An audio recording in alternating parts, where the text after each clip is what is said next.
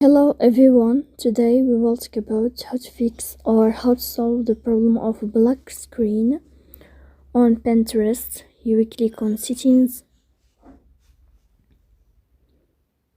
In this page, you can click on apps, default apps app settings.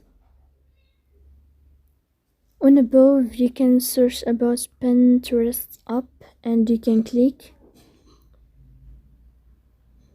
Then you can click on first stop and you can click OK. After that, you will enter to storage. Here you can click clear cache. In the end, you can turn off your phone and you can wait a moment to turn on your phone again.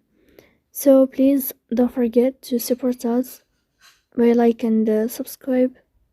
See you next time in another video and thank you for your attention.